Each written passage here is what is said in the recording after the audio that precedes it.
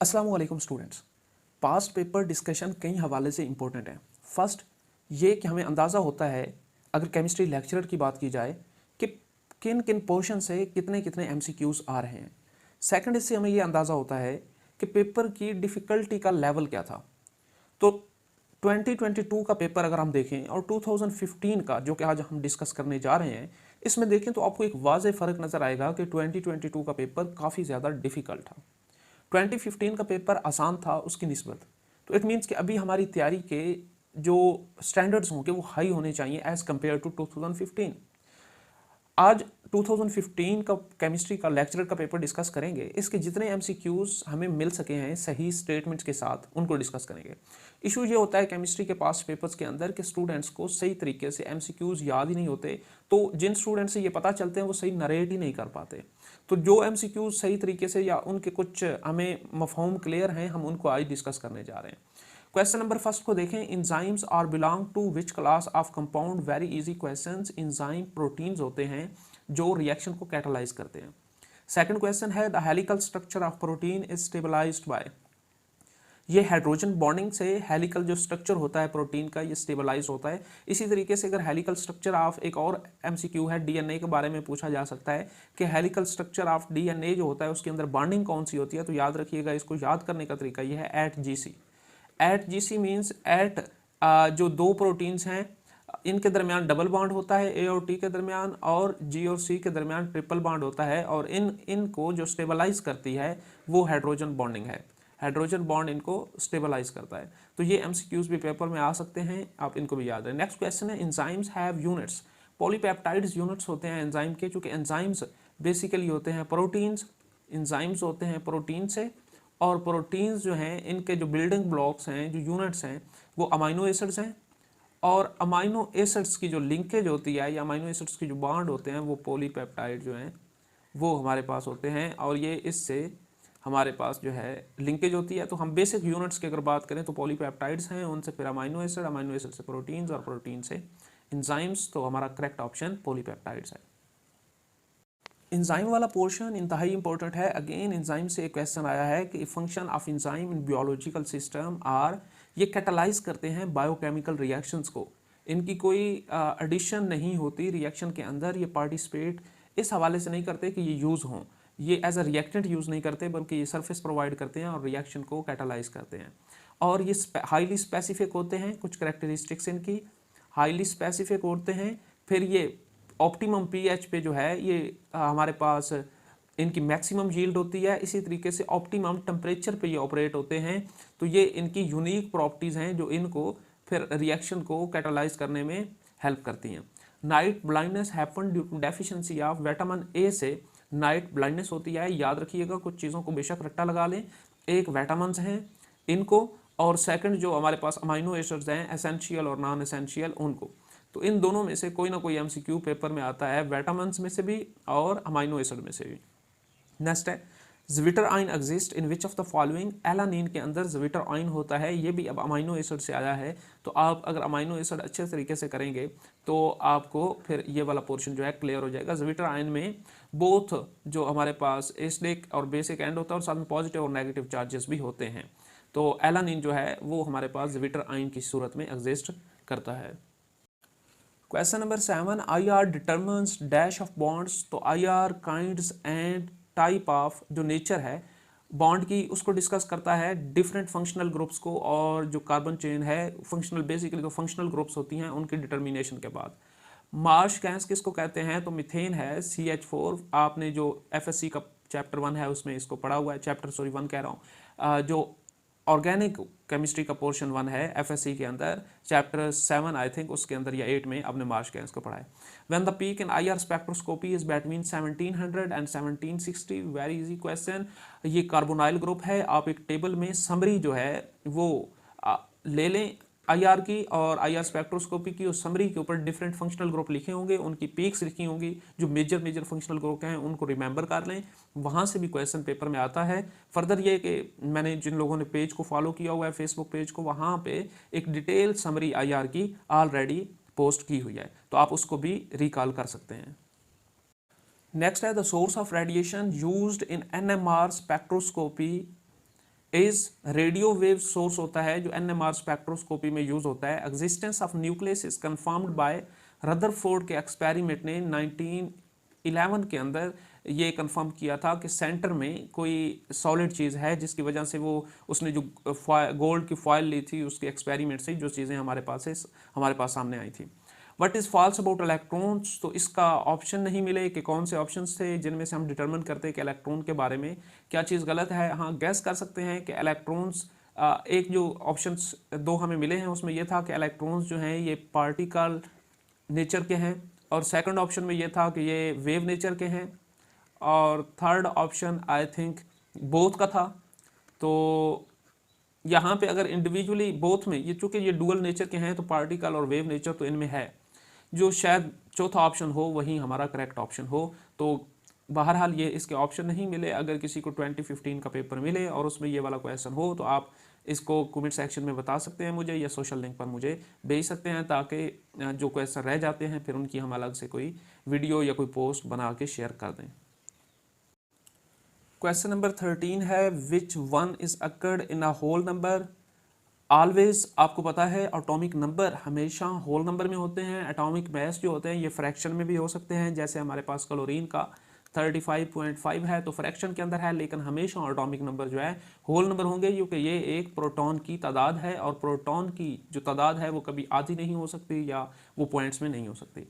अब मेटल +2 जो कैटाइन है उसकी सूरत में एग्जिस्ट करती है, इलेक्ट्रॉनिक कन्फिग्रेशन उसकी गिवन है ये, and its atomic weight is 56। Calculate the number of neutrons. पहले हमें जो न्यूट्रॉन्स होते हैं बेसिकली वो इक्वल होते हैं नंबर ऑफ प्रोटॉन्स के, क्योंकि वेट फिर इससे इक्वल भी हो सकते हैं और ग्रेटर भी हो सकते हैं। तो इक्वल वाला ये वाला कॉन्सेप्ट तो यूज़ हम जो 20 एटॉमिक नंबर है उससे नीचे वाले के लिए कर सकते हैं, लेकिन यहाँ पे नहीं यूज़ करेंगे। न्यूट्रॉन्स जो होते हैं ये इक्वल होते हैं अगर एटॉमिक वेट में से आप क्या करें, जो इसका जनरल फार्मूला है आप माइनस कर दें नंबर ऑफ प्रोटॉन्स को।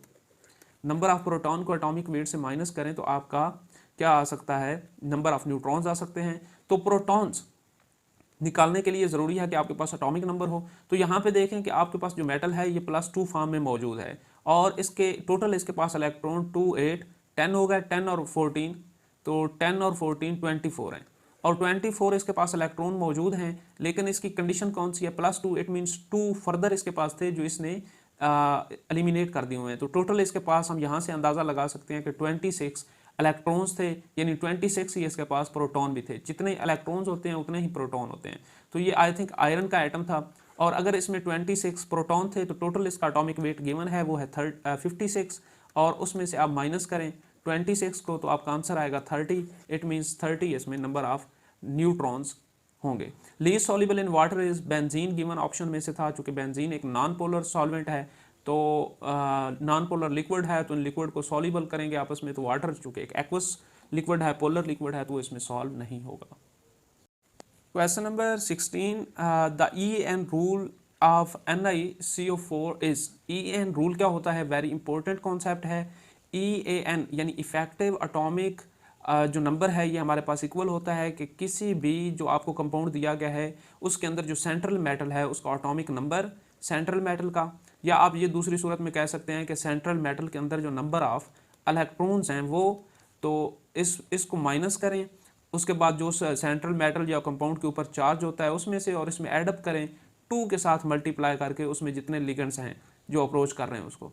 तो यहाँ पे अगर इस करंट सिचुएशन में देखें तो निकल के पास 28 इसका एटॉमिक नंबर है या नंबर ऑफ इलेक्ट्रॉन्स हैं, इसके ऊपर 0 चार्ज है NiCO4 के ऊपर, और इसमें हमारे पास जो 4 लिगेंड अप्रोच कर रहे हैं, तो इसको अगर आप एडअप करेंगे तो आपके पास 36 आंसर आएगा। तो इफेक्टिव नंबर इसका होगा 36। रेशो क्या है, कार्बन और सिलिकॉन की न्यूट्रॉन्स रेशो की बात हो रही है विद एटॉमिक जो वेट है हमारा 12 और 28। एटॉमिक वेट हमें गिवन है, तो आप इन्हीं को 12 और 28 को इसी हवाले से इनके इलेक्ट्रॉन्स की डिस्ट्रीब्यूशन होगी, इनको आप सिंप्लीफाई कर लें इंपेरिकल रिलेशन से, तो इसे भी 4 पे डिवाइड करें तो 3, इसे भी 4 पे डिवाइड करें तो 7, और आपकी जो करंट रेशो बनेगी इनमें वो 3:7 होगी। Phenolphthalein is colourless in acidic medium. Acidic medium में जब फिनोफ्थलीन को डाला जाता है तो फिर उसके एक कंपाउंड बनता है जिसको बेंजोनाइड कहते हैं, और बेंजोनाइड कंपाउंड जो है ये कलरलेस होता है, इसलिए फिर एसिडिक मीडियम के अंदर फिनोफ्थलीन भी कलरलेस होती है। क्वेश्चन नंबर 19 है the weakest base is weakest base. अगर हम इस लेवर्स कॉन्सेप्ट को यूटिलाइज करें तो जो उसके पास अनअवेलेबिलिटी ऑफ, अगर कोई उसका लोन पेयर अनअवेलेबल हो, अनअवेलेबिलिटी ऑफ लोन पेयर या चार्ज उसके पास, तो अब ये इलेक्ट्रॉन पेयर उसका जो है वो डोनेशन के लिए ना गिवन हो तो उसको हम ज़्यादा वीकेस्ट बेस कहेंगे। तो Cl माइनस में जो इलेक्ट्रॉन पेयर है वो अवेलेबल नहीं होता, इसलिए ये एक जो गिवन ऑप्शन थे उनमें से ये एक वीक बेस थी। वो कौन सा कंपाउंड है, विच कंपाउंड डीक्लोराइज, यहाँ पे KMnO4 है जो KMnO4 को तो डीक्लोराइज करता है लेकिन AgNO3 के साथ टेस्ट सोल्यूशन नहीं देता। FSC के चैप्टर 8 में आपने पढ़ा था। इथाइलिन KMnO4 को तो जो है वो डीक्लोराइज करता है लेकिन AgNO3 सोल्यूशन के साथ वो ऑक्सीडेशन शो नहीं करता। Which one of the following does not give Lassaigne's test for nitrogen. तो याद रखिए कि इसकी कंडीशन है कि हर वो कंपाउंड जिसमें कार्बन और नाइट्रोजन दोनों मौजूद हों वो लिसाइन टेस्ट देंगे, उसके अलावा जो बाकी होंगे वो नहीं देंगे। तो जो गिवन ऑप्शन थे उनमें हाइड्राजीन एक ऐसा कंपाउंड था जो हम देखते हैं कि इसके पास कार्बन नहीं था, इस वजह से ये लिसाइन टेस्ट नहीं देता था। तो करेक्ट ऑप्शन हाइड्राजीन होगा इसमें। क्वेश्चन नंबर 22 में विच one of the following does not explode, इसके भी आंसर जो हैं वो सही तरीके से हमें नहीं मिल सके। एक तो TNT था, ट्राई नाइट्रोटॉलुइन था, ये तो एक्सप्लोड करता है। इसी तरीके से एक आर्थो अमाइनो टॉलुइन था और ये भी जो है ये भी हमारे पास हम देखते हैं कि एक्सप्लोड करता है। तो यहाँ पे फिर जो बाकी दो ऑप्शन थे उन्हीं में कोई ऑप्शन होगा जो एक्सप्लोड नहीं करता। The strongest oxidising agent is supported by, तो जिसकी इलेक्ट्रोनेगेटिविटी ज़्यादा होती है, इलेक्ट्रोनेगेटिविटी ज़्यादा होगी वो स्ट्रॉन्गेस्ट ऑक्सीडाइजिंग एजेंट होगा। अगर इलेक्ट्रोनेगेटिविटी ज़्यादा उसी की होगी जिसकी इलेक्ट्रॉन अफिनिटी, चूँकि इनके ट्रेंड जो है वो सेम है, इलेक्ट्रॉन अफिनिटी ज़्यादा होगी। अगर इलेक्ट्रॉन अफिनिटी किसी की ज़्यादा है तो उसकी इलेक्ट्रोनेगेटिविटी भी ज़्यादा होगी और फिर उससे ऑक्सीडाइजिंग पावर भी ज़्यादा होगी। तो ऑप्शन में high electron affinity value given था, तो ये करेक्ट ऑप्शन है। Order of oxidising agent in halogen के अंदर जो ऑक्सीडाइजिंग एजेंट की सीक्वेंस है वो ये साइज़ की वजह से I2 सबसे ज़्यादा इस ऑक्सीडाइजिंग पावर रखता है, फिर Br2, फिर Cl2 और आखिर पे F2 एबनॉर्मल बिहेवियर इसलिए शो करता है कि इनका साइज़ कम होता है और कम होने की वजह से काफ़ी प्रॉपर्टीज़ जो हैं उनमें ये एबनॉर्मल बिहेवियर शो करता है। हमने 2022 के पेपर में भी इस चीज़ को डिस्कस किया था।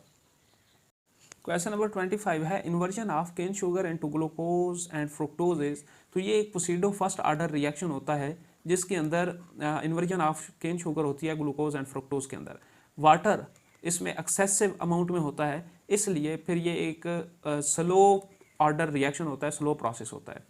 Rate of chemical reaction with time, तो टाइम के साथ rate of chemical reaction decrease होता है, चूँकि स्टार्ट में फॉरवर्ड जो रिएक्शन होता है उसका रेट इंक्रीज हो जाता है और आहिस्ता आहिस्ता फिर रेट वो डिक्रीज होता रहता है। और इसी तरीके से हम फॉरवर्ड रिएक्शन की जो कर्व आती है वो कुछ इस तरीके से आती है और रिवर्स की फॉरवर्ड की ऊपर से नीचे आती है और रिवर्स की नीचे से ऊपर जाती है। तो इस तरीके से फिर ये जो है ये रेट हम देखते हैं हमारे पास जो केमिकल काइनेटिक्स का चैप्टर है उसमें। The rate of reaction on addition of reactants, अगर आप रिएक्टेंट्स डालेंगे तो रेट इंक्रीज करेगा। उसकी वजह यह है कि रिएक्टेंट की ज़्यादा अमाउंट होगी तो उससे प्रोडक्ट के बनने के चांसेस ज़्यादा होंगे और उससे फिर रिएक्शन रेट इंक्रीज होगा। Which of the following metal has the highest electrical conductivity.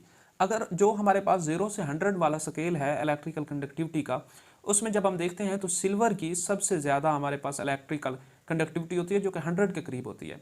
और सिल्वर के बाद जो हमारे पास second most electro conductive element होता है वो आई थिंक कॉपर होता है, जिसकी 86 के या 80 से 86 के दरमियान में होती है। फिर हमारे पास गोल्ड होता है जो 76 के करीब होता है। तो ये कुछ इस तरीके से यहाँ से देख सकते हैं हाईएस्ट इलेक्ट्रिकल कंडक्टिविटी जो है वो सिल्वर की होती है।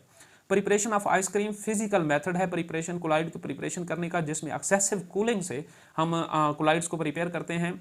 तो यहाँ पे एक्सेसिव कूलिंग से आइसक्रीम प्रोड्यूस होती है।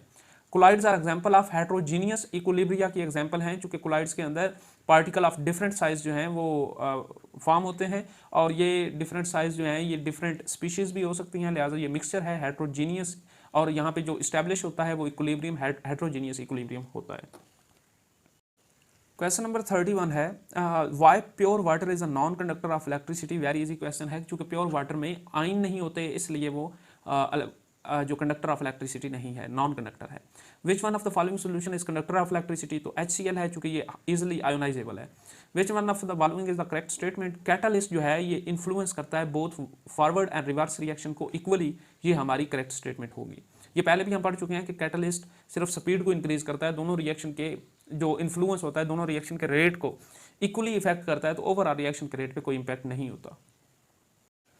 Question number 34, choose the correct statement. तो गिवन ऑप्शन में ये स्टेटमेंट करेक्ट थी कि ऑर्डर ऑफ रिएक्शन कभी फ्रैक्शनल नहीं हो सकता, तो जो करेक्ट स्टेटमेंट थी। लेकिन इसके साथ ये था कि ऑर्डर ऑफ फ्रैक्शनल में नेगेटिव, तो नेगेटिव नहीं हो सकता ऑर्डर ऑफ फ्रैक्शनल, वो फ्रैक्शनल हो सकता है ऑर्डर ऑफ रिएक्शन जो है, लेकिन वो नेगेटिव नहीं हो सकता। केसी यूनिट हाइबर प्रोसेस में ये कुछ इस तरीके से इनकी इक्वेशन होती है, +3H2 गिव्स 2NH3। अब अगर इसकी हम केसी लिखें तो इसकी केसी इक्वल होगी हमारे पास NH3 ऊपर और इसका कोफिशिएंट है 2, इसी तरीके से N2 और यहाँ पे फिर H2 की कोफिशिएंट है 3, नीचे 4 पावर है ऊपर 2 है, तो नीचे हमारे पास अगर इसको काटें तो ऊपर 1 पावर रह जाएगी और नीचे मोल पर DM³ जो है उसकी 2 पावर होगी। जब ये 2 पावर ऊपर जाएगी तो ऊपर मोल की -2 हो जाएगी और DM की जो -3 है ये ऊपर जाके +6 हो जाएगी। तो ये हमारा जो है यूनिट बनेगा जो कि यहाँ है। यूनिट ऑफ एक्टिव मैस, तो एक्टिव मैस का यूनिट रिमेंबर रखिएगा ग्राम एटम पर लीटर होता है और करेक्ट ऑप्शन फिर गिवन ऑप्शन में से यही होगा। क्वेश्चन नंबर 37, कोलाइडल पार्टिकल्स में, तो कोलाइडल पार्टिकल्स पॉजिटिव भी हो सकते हैं, नेगेटिव भी हो सकते हैं और न्यूट्रल भी हो सकते हैं। तो लास्ट ऑप्शन जो होगा आई थिंक वो करेक्ट ऑप्शन होगा। ये तीनों तो ये करेक्ट ऑप्शन है इसके। लास्ट ऑप्शन जो है इट मीन्स कि ये पॉसिबल है और लास्ट ऑप्शन जो है मे भी पॉसिबल ना हो, तो ये भी हो सकता है कि ऑल ऑफ दीज हो और ऑल ऑफ दीज जो है वो करेक्ट ऑप्शन हो, या फिर कुछ और इसके ऑप्शन गिवन हो जो कि ऑप्शन सही तरीके से मालूम नहीं हो पाए। किसने सबसे पहले एलिमेंट्स को क्लासीफाई किया? तो वैसे तो लिवॉइजर ने किया था 1780s के अंदर, लेकिन उसकी क्लासिफिकेशन सिर्फ जस्ट ये थी कि मेटल कौन सी है, नॉन मेटल कौन सी है, इस तरीके से उसने इनको क्लासीफाई किया था।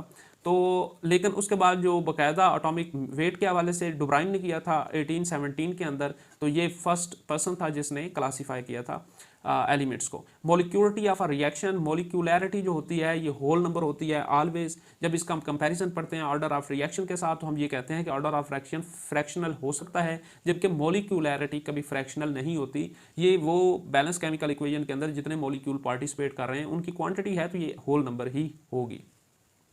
अगेन वेरी इजी क्वेश्चन है, प्रीवियस पेपर में भी हमने डिस्कस किया था जो 2022 का था कि जो ड्रास्टिक इम्पैक्ट है ODS में, ओजोन डिप्लीटिंग सब्सटेंसेस में, वो क्लोरोफ्लोरोकार्बन्स का है। तो क्लोरोफ्लोरोकार्बन्स ऑप्शन करेक्ट होगा। फिजियोएब्जॉर्प्शन जो है वो किस टेम्परेचर पे अकर होती है? तो याद रखें कि फिजिकल और केमिकल जो एब्जॉर्प्शन है, एड्जॉर्प्शन, वहाँ पे हमें इनके दरमियान डिफरेंस को रिमेंबर रखना चाहिए। केमिकल, यहाँ पे अगर आप केमिकल एड्जॉर्प्शन कहें और ये जो है ये फिजिकल एड्जॉर्प्शन है।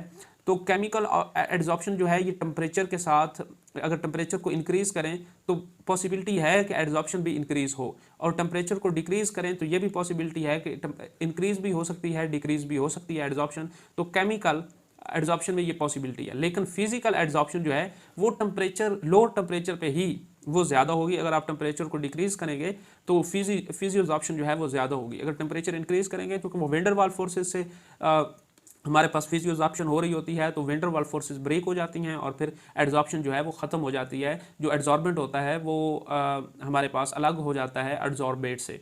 तो लोअर टेम्परेचर हमारा करेक्ट ऑप्शन होगा। डिस्पर्शन मीडियम जिसके अंदर गैस हो, एरोसोल्स में डिस्पर्शन मीडियम गैस होता है, तो ये वाला टेबल भी जिसमें डिफरेंट डिस्पर्शन मीडियम और डिस्पर्स्ड फेज जो हैं उनको शो किया गया है, तो आप उसको भी याद रखें, उसमें से भी 1-2 MCQs लग जाते हैं प्रोबेबिलिटी बेस पे। क्वेश्चन नंबर 44 है, adsorption equation involves both pressure and temperature. तो गिवन ऑप्शन में फ्रेंडविक जो इक्वेशन थी उसमें हम ये देखते थे कि टेम्परेचर का प्रेशर के साथ इम्पैक्ट, और वहीं पे हम कहते थे कि फ्रेंडविक ने जो एक्सप्रेशन दी है ये मोनोलेयर है और ये आगे जाके डाइवर्ट कर जाती है अपने पाथ से, तो इस तरीके के प्रैक्टिकल मैनिफेस्टेशन में ये उसको फुलफिल नहीं कर रही। तो फ्रेंडविक जो है वो प्रेशर और टेम्परेचर के दरमियान एक रिलेशन डेवलप करती है फिजियोएब्जॉर्प्शन के अंदर। रेजोनेटिंग स्ट्रक्चर को आप सेपरेट नहीं कर सकते चूँकि वो हाइपोथेटिकल स्ट्रक्चर होते हैं जो किसी भी मॉलिक्यूल को या कंपाउंड को स्टेबिलिटी दे रही होते हैं। मेटल कैटालिस्ट कौन सी यूज़ होती है जब हाइड्रोजनेशन होती है वेजिटेबल घी की? निकल मेटल यूज़ होती है हाइड्रोजनेशन में वेजिटेबल घी की। तो ये भी हम FSC का जो चैप्टर 8 है उसमें पढ़ चुके हैं ऑलरेडी। कोलाइड्स कौन सी मोशन को शो करते हैं? ये नेक्स्ट क्वेश्चन है हमारा। कोलाइड्स के अंदर जो मॉलिक्यूल्स होते हैं ये ब्रोनियन मोशंस को शो कर रहे होते हैं। To avoid maximum yield from a reversible reaction are, reversible reaction को अगर आप मैक्सिमम यील्ड को अवॉइड करना चाहते हैं तो क्लोज वेसल ले लें। रिवर्सिबल रिएक्शन होते भी ये हैं कि पहले फॉरवर्ड रिएक्शन जाता है और फिर थोड़ी देर के बाद रिवर्स रिएक्शन स्टार्ट हो जाता है। अगर क्लोज वेसल होगी तो कोई आउटपुट तो हमारे पास आएगी नहीं, यील्ड आएगी नहीं, रिएक्टेंट्स प्रोडक्ट्स में जाएंगी और प्रोडक्ट्स दोबारा रिएक्टेंट्स में टूट के आती रहेंगी। Which type of carbon present in benzene ring, one type के कार्बन प्रेजेंट होते हैं। अब कौन से बेंजीन रिंग के अंदर जो सब होते हैं कार्बन, उनकी हाइब्रिडाइजेशन sp2 होती है 6 के 6 कार्बन की, उनकी कार्बन बॉन्ड लेंथ सेम होती है। इसी तरीके से carbon hydrogen bond length same होती है, उनके ऊपर जो ग्रुप अटैच होता है हाइड्रोजन का वो भी सेम होता है। इट मीन्स कि एक ही टाइप के कार्बन प्रेजेंट है। अगर इनमें से कोई एक चीज़ भी चेंज हो जाए तो हम ये कहेंगे कि फिर एक टाइप नहीं रहेगी, फिर डिफरेंट टाइप्स हो जाएंगी। तो चूंकि ये सारी चीज़ें सेम होती हैं तो वन टाइप के कार्बन प्रेजेंट होते हैं बेंजीन रिंग के अंदर। Next question, the amount of energy required to separate nucleons जो होते हैं उनको सेपरेट करने के लिए बाइंडिंग एनर्जी होती है, जो प्रोटॉन और न्यूट्रॉन को जिसने बाइंड किया हुआ होता है, अगर आप उनको सेपरेट करना चाहते हैं या तो एनर्जी आपको रिक्वायर जो होगी वो बाइंडिंग एनर्जी होगी। Difference between particle mass and real mass, तो इसको मैस डिफेक्ट कहते हैं, जो पार्टिकल का मैस और रियल मैस के दरमियान डिफरेंस होता है। The gas which shows deviation from its ideal behaviour, ये NH3 गैस है। इसके साथ जो ऑप्शन गिवन थे उसमें H2 था और हीलियम था। तो मोस्टली ये दोनों जो गैसेज है ये आइडियल बिहेवियर शो करती हैं, लेकिन NH3 जो गैस है ये आइडियल बिहेवियर से ज़्यादा डेविएट करती है, इसलिए हम इसको यहाँ पे जो करेक्ट ऑप्शन है उसके तौर पे ले सकते हैं। क्वेश्चन नंबर 56 है, इन आइसोथर्मल सिस्टम, आपको मालूम है आइसोथर्मल सिस्टम के अंदर चेंज इन टेम्परेचर जीरो होता है। Entropy of universe is continuously increasing, चूँकि हीट हमारे पास जो सराउंडिंग में जा रही है कंटिन्यूसली सिस्टम से, तो entropy of heat continuously increase कर रही है, तो always increasing. The indicator does not use in conical flask, तो एक्सटर्नल इंडिकेटर्स जो होते हैं वो तो हम उनको यूज़ नहीं करते, जो इंटरनल होते हैं उनको हम कॉनिकल फ्लास्क के अंदर यूज़ करते हैं। तो यहाँ पे अच्छा यहाँ पे भी कन्फ्यूजन है, जो ऑप्शन गिवन थे उनमें ये महसूस हो रहा था कि इंटरनल इन सीटो जो हैं हमारे पास उनकी बात हो रही है। तो यहाँ भी अगर उस कॉन्टेक्स्ट में देखेंगे, ऑप्शन अगर क्लियर होंगे तो जो इन सीटो होते हैं किसी भी सोल्यूशन के अंदर उनको हम फ्लास्क के अंदर यूज़ नहीं करते, वो यूज़ हो रहे होते हैं और इनको समटाइम्स इंटरनल भी कहते हैं। तो यहाँ भी एक थोड़ी सी कन्फ्यूजन है। अगर इंटरनल जो इंडिकेटर्स हैं वो इन सीटो इंटरनल इंडिकेटर्स हैं तो फिर हमारा इंटरनल ऑप्शन करेक्ट होगा, लेकिन अगर वो इन सीटो नहीं है यानी सोल्यूशन के अंदर ही मौजूद नहीं है तो फिर कोई और इन्फ्लुएंस है तो इसमें हम एक्सटर्नल को कह सकते हैं। लेकिन आई थिंक इंटरनल जो होंगे वो फ्लास्क के अंदर यूज़ नहीं होंगे, वो सोल्यूशन के अंदर ही इस्तेमाल होते हैं जिसमें एक प्रोडक्ट फॉर्म होती है और वो इंडिकेटर का काम करती है और वहाँ से हमारे पास जो है ये प्रेसिपिटेट हो जाती है जैसे, या कोई कलर शो कर देती है, तो वहाँ से हमारे पास इंडिकेशन हो जाती है रिएक्शन की। तो आई थिंक इंटरनल ठीक होगा, लेकिन जो मैंने सर्च आउट किया उसमें एक्सटर्नल आ रहा था कुछ पॉइंट्स पे, तो आप इसको दोबारा जो है वो रीटैली कर लीजिएगा, देख लीजिएगा और उसके बाद इसको जो है वो ऑप्शन को टेक कीजिएगा कौन सा ठीक है और कौन सा गलत है। क्वेश्चन नंबर 59 है, catalyst use in fiddle craft alkylation, तो AlCl3 यूज होता है जो हमारे पास फ्राइडल क्राफ्ट एल्काइलेशन है उसके अंदर, और जो 1B ग्रुप के एलिमेंट्स हैं जैसे कि 1A की सीरीज़ है और उसके बाद 1B की सीरीज़ है, तो 1B ग्रुप के एलिमेंट्स को क्वाइनेज मेटल भी कहते हैं। तो इस तरीके से ये कुछ 60 MCQs थे जो मुझे डिफरेंट वेबसाइट से डिफरेंट पर्सन से मिले हैं, तो मैंने ज़रूरी समझा कि इन 60 MCQs को डिस्कस कर दें। उसके अलावा जो 20 MCQs केमिस्ट्री के हैं और 20 जनरल नॉलेज के हैं उनकी अथेंटिसिटी मालूम नहीं है, ना ही वो कहीं से मिल रहे हैं। स्टूडेंट्स, ये थी आज की वीडियो जिसके अंदर हमने 2015 के जो पॉसिबल क्वेश्चन हमें मिले हैं हमने उसको डिस्कस किया है।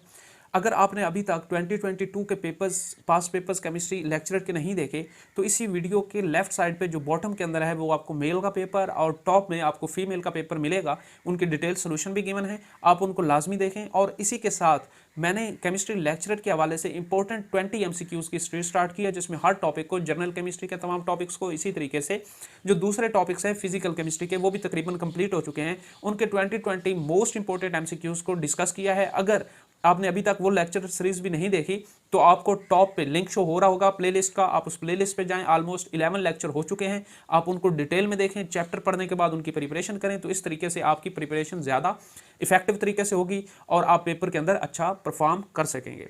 Thank you. चैनल को सब्सक्राइब करें, बेल आइकन को प्रेस करें ताकि आपको अपडेटेड वीडियोज़ मिलती रहें।